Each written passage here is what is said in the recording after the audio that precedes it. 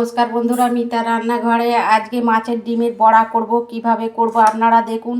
এই যে মাছের ডিম আমি নিয়েছি, পেঁয়াজ, কাঁচা লঙ্কা, ডিমটার মধ্যে আমি 2 চামচ বেসন দিচ্ছি, 2টো পেঁয়াজ আর 2টো কাঁচা লঙ্কা আমি কুচো কুচো করে রেখেছিলাম দিয়ে দিচ্ছি।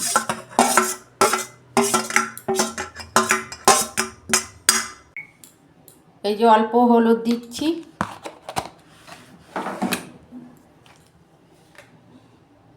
নুন দিচ্ছি পরিমাণ মতো,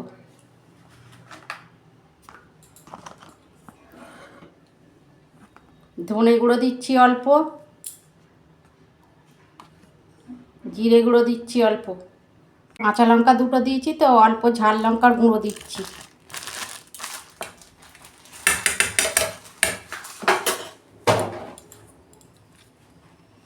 আমি ভালো করে মেখে নেব।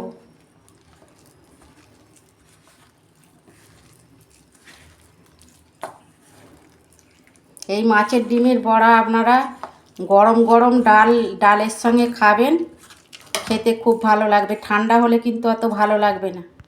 দেখুন বন্ধুরা, আমি ভালো করে ডিমটা চটকে চটকে ভালো করে মেখে নিয়েছি। কড়া বসিয়েছি, কড়াই আমি তেল দিয়েছি, এবার বড়াগুলো ভেজে নেব।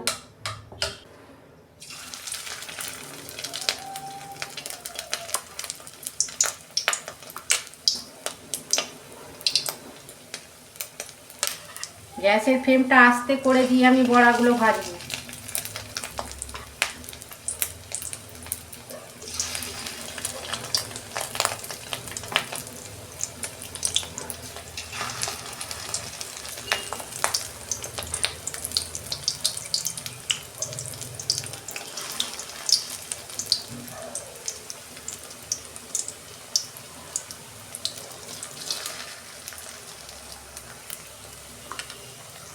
দেখুন বন্ধুরা, বড়াগুলো আমি উল্টে দিচ্ছি।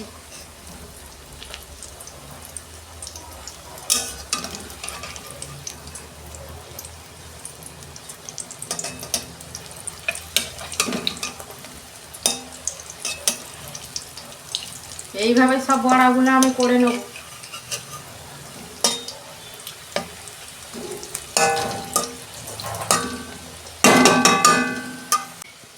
দেখুন বন্ধুরা, মাছের ডিমের বড়া ভাজা আমার হয়ে গেছে, আমি তুলে নিচ্ছি।